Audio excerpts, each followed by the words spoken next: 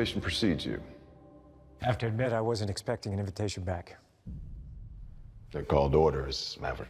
Tom Cruise has become an absolute madman in his middle age when it comes to shooting things practically. And I mean that as a compliment if it didn't come across. How baked into the creation of this one was that he'd try things he'd never attempted before, that he'd do the aerial work? Was that sort of part of your agreement with him from the get-go? Absolutely. I mean, Tom's a licensed pilot. He flies aerobatics. He loves aviation. I do as well. When we first started talking about it, it was absolutely had to be captured practically. I had seen these videos that Navy pilots were putting up on YouTube from inside their cockpits with like a little GoPro camera, and they were just better than anything I'd seen in a film. And I was like, Tom, this is on the internet for free. Like, we have to exceed this if we're gonna make this movie, and he agreed. So then it began this 15-month process, working very closely with the Navy to figure out how to get 6 IMAX cameras into the cockpit of a Super Hornet and how to capture all the aerial sequences in this film for real. Yeah, Tom wanted to be a love letter to aviation. That was his design on the movie. He wanted to be authentic and real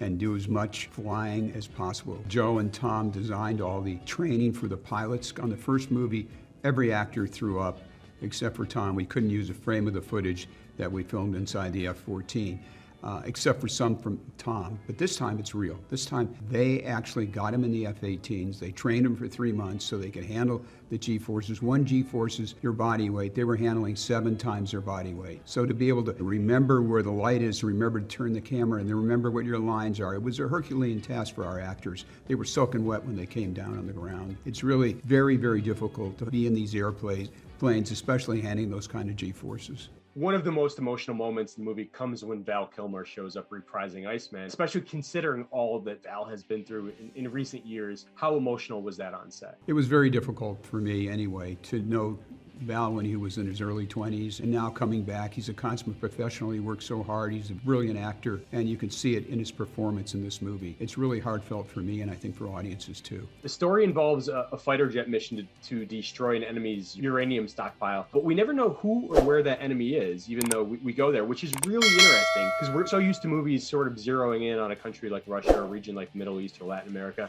What drove the decision to make them anonymous? Well, we kind of did the same thing in the first one. You really didn't know who the adversary was. This is a character study. This is a story about characters going through this journey together and the evolution of Maverick in this film. So that was what was important to all of us, and was really important for Tom because he wanted to make a movie about the love of aviation and what characters go through and what these fighter pilots go through. When we made the first movie, the Navy wasn't exactly embracing us. This time, the Navy really embraced us. They saw their recruiting go up 500% after the first movie came out. They're a terrific organization. They're so professional. The pilots were fantastic. Everybody we worked with. Joe was on the carrier with all these 5,000 men and women, and they couldn't have helped us more. One of my very favorite moments in the movie comes when the guys play football on the beach. Absolutely sublime nod to the volleyball scene from '86. Of course, at this point, it's stuff of legend. Was there ever any doubt you had to pay homage to it and do it with the wink you guys do here? It was one of those things that I got asked about the most when I was starting this. I was like, there's no way we're not going to do it. The question is, how do we fold this sequence into the story? How do we make it necessary to our storytelling so that we're not just doing it for the sake of doing it? One of those days on set I'll never forget. The actors put so much work in to get prepared for it, obviously, as you see on screen, and we just had a great time doing it.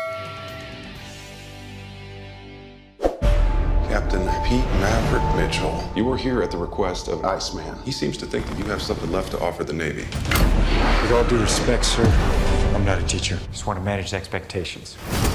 What the hell? Good morning, aviators. This is your captain speaking. I intend to push your limits. Show me what you're made of. Nice. Having any fun yet? Top Gun Maverick. New trailer online now.